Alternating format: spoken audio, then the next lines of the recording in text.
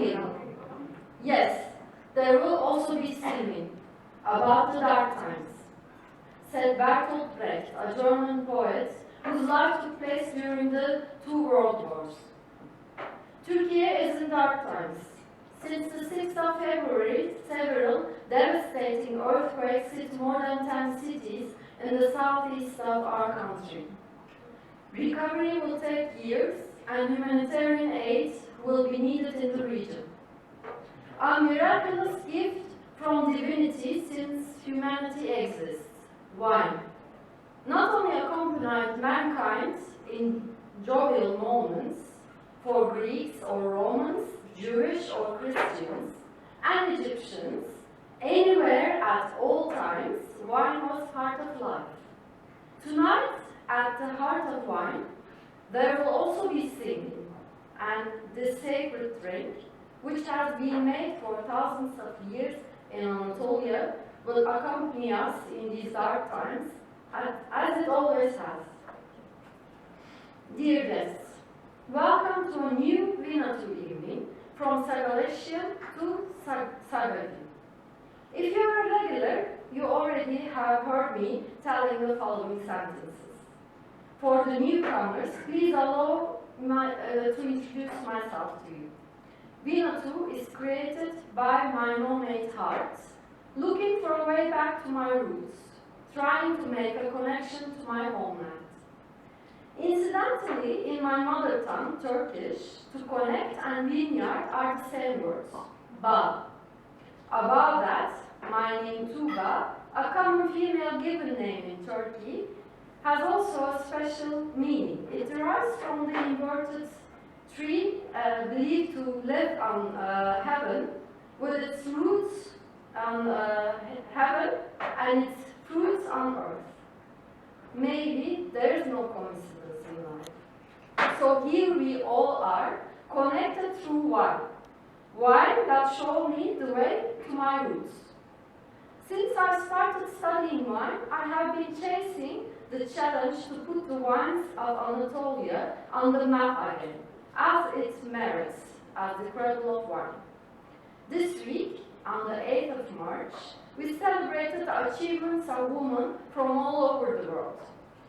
And in Turkey, unlike many other wine countries around the world, the wine business is dominated by female power. Did you know that percentage of women in the wine sector in Turkey is 65? I am honored to be a part of a crowd of courageous, inspiring colleagues of female professionals in the Turkish wine sector. Tonight goes on telling you about wine from these lands. We step into a time machine and go back to late antiquity. Let Peter Tadim take us to the mountains of Pisidia and have a look into the amphoras and wine flasks from Sagalassos. From this year onward, Mr. Tadim directs excavations at ancient city of Sagalassos. By Sagalation, the production and export of wine at Sagalassos at late antiquity. Dear Peter, the stage is yours. Well, thank you for your kind invitation to come and talk to you here this evening. You will forgive me that I didn't bring any wine from Sagalassos, but trust me, it's good news for you because with 1,500 years old, I don't think it would taste like very much. But what I will be talking about is the production and the export of wine from this city in late antiquity, so the period from the 4th until the 7th century AD. For those of you who don't know where Sagalassos is, we are here about 100 kilometers north from the southern coast of Turkey, so north of Antalya, in the mountains of Pisidia, a very mountainous region. And if you ask them, what are those Belgians doing there? Well, we're dealing with one of the best preserved cities but in our case, we are lucky because the city was abandoned in the 7th century, never reoccupied, which makes it possible for us to reconstruct life in that ancient city. It's a real laboratory for us, we can say. And we're double lucky because we not only have the urban center, we also have a huge territory, a vast territory of about 1,200 square kilometers that we can investigate. And that gives us the chance to, of course, study the relationship between city and countryside, but also to try to document the process, the socio-ecological processes that guided the development of this city in antiquity. In spite of having such a huge territory, so 1,200 square kilometers, when you look at this map, only about 1/3 of it was actually usable for agriculture. So arable farming could only be done, even if we're going to put in irrigation part of, and in these kind of areas, as you can see here, it's only about 1/3 that was actually suited for agriculture. But to make things worse, there's also the fact that we're in a very mountainous region with very difficult climatological conditions, which means that the carrying capacity of those lands was very variable.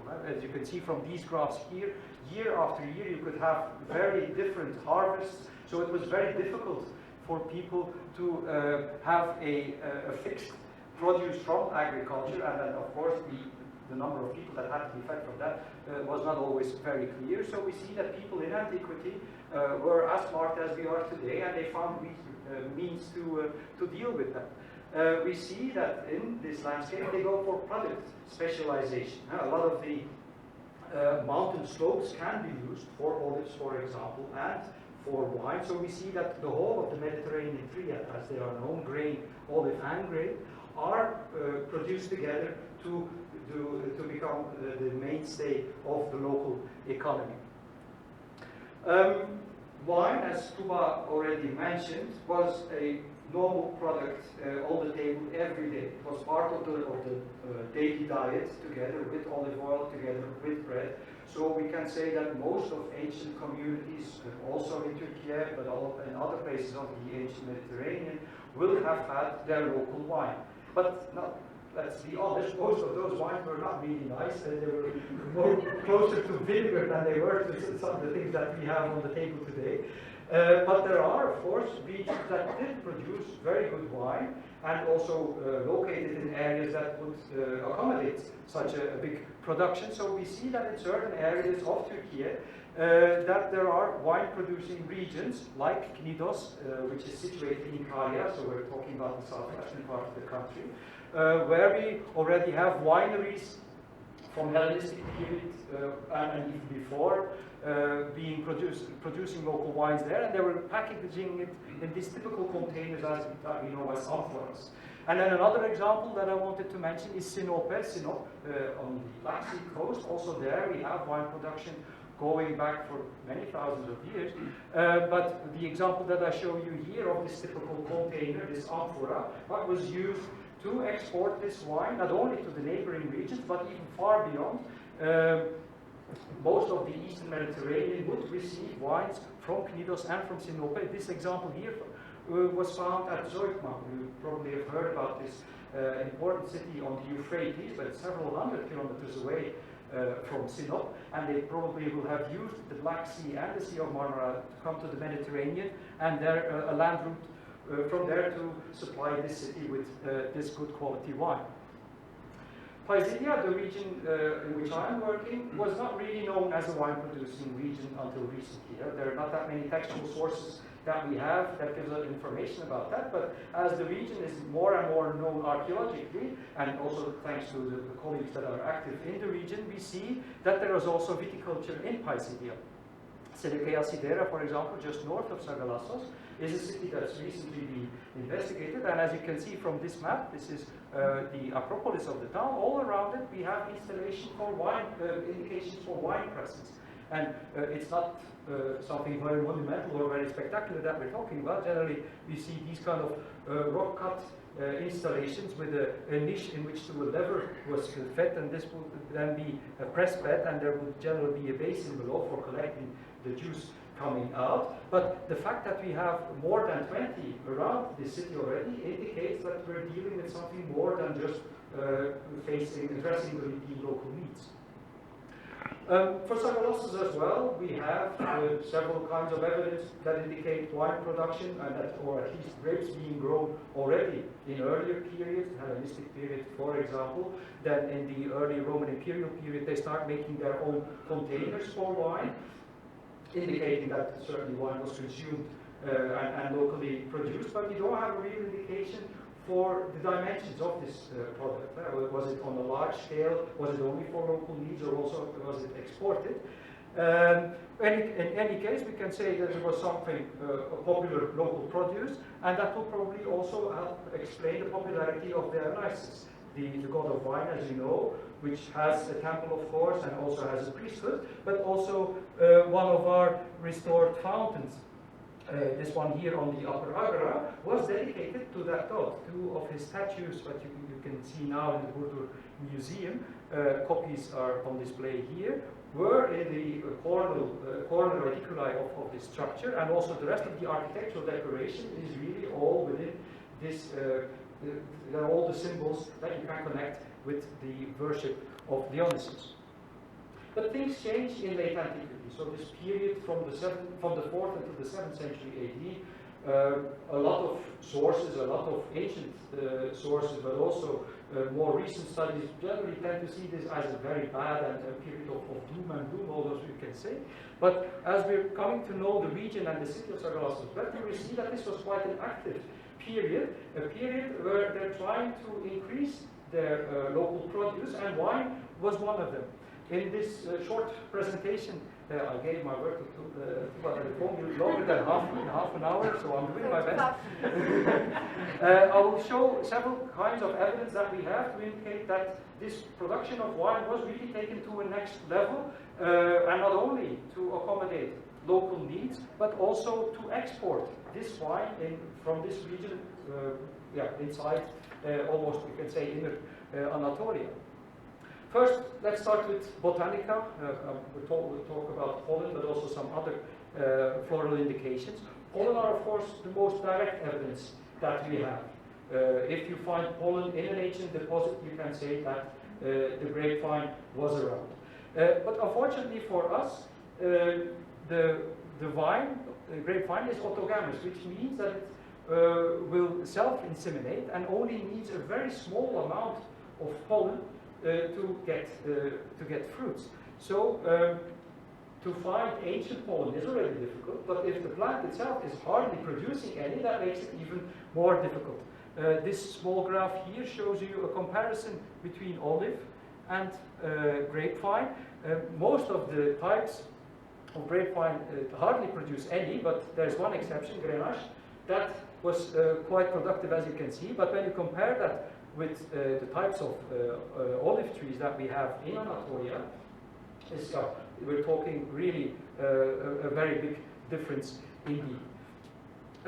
Nevertheless, we can find this pollen of Vitis vinifera at Sagalassos, more exactly at this location here, which is situated in our potter's quarter. Sagalassos is known for its production of red slipware. Maybe some of you have heard about terra sigillata, the fashionable Roman tableware, and they were making a local copy of that. Well, for making those pots, they were quarrying local clay, and in an abandoned clay quarry, we could do some cores, we could drill some cores, and from there we see that at least from the late Hellenistic period. Yasemin'le birlikte Sagavi'nin kurucusuyum. Bu akşam da size Sagavi şarapçılığı kuruş hikayemizi ve şaraplarımızı tanıtmaya çalışacağız. Ve güzel bir yemek eşleşmesiyle şaraplarımızı size tattırmaya çalışacağız. İngilizce'de destan, mitolojik hikaye demek. Saga means in English epic. Aslında Kuzey İskandinav ülkelerinin masallarını anlatır. Bilindiği üzere Hitit dilinde şarap demek. Biliyoruz ki aslında şarap insanlık tarihi boyunca insanın hem iyi günlerine hem de kötü günlerine her şarap üreticisi içinde aslında işin içinde olanlar bilir. Her şarapta bir efsane masal hikayesi gibi. Biz de bu bakış açısıyla şarabımızın adını Sagavin olarak koymaya karar verdik.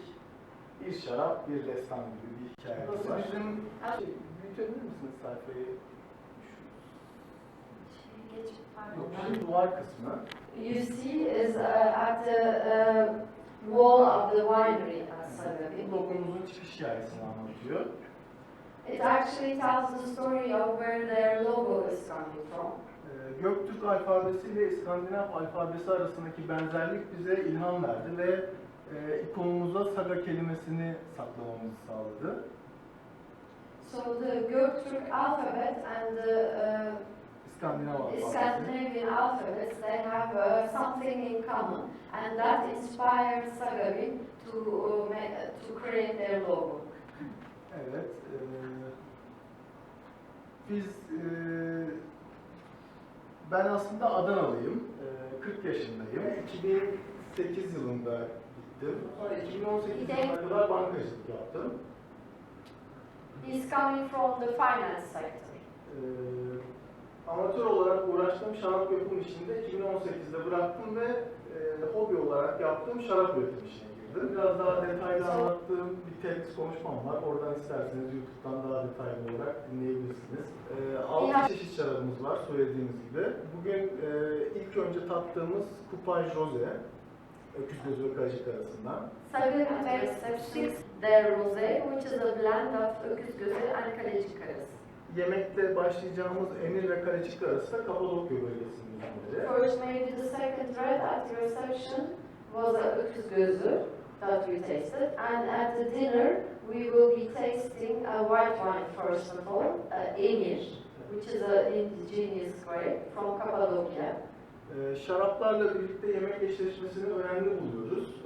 Emir ile birlikte lahanalı, limonlu ve tuzlu bir sarma önerdik size. Also, I would like to tell a bit about the grape choice you have. Ayrıca üzüm seçimleri konusunda da biraz bilgi verelim istersen. Doğru. Ve bağlar konusunda da. Tabii ki. Genelde yerli üzümleri ve monosepaj şarapları tercih ediyoruz işlemeyi. Hani nadiren kupaj yapmaya çalışıyoruz. Şaraplarımızda roze ve beyazlarda yüksek rakımlı Nevşehir bölgesini tercih ettik. Because grape is also coming from Cappadocia region. Bu bölgenin şarapları daha fazla asitli ve mineralite içeriyor. Bu yüzden bu seçim. Vineyards, they're contracted vineyards that you always work together with. They're not your vineyards, but you have your own vineyards too in other regions, right? Yes, Denizli. Kırmızı şaraplarda da terroir olarak Denizli'yi tercih ettik. Buradaki üzümlerden hep kırmızı şarap yapıyoruz. Into other events, Denizli is one of the very important vineyard areas in Turkey, especially for wine grapes.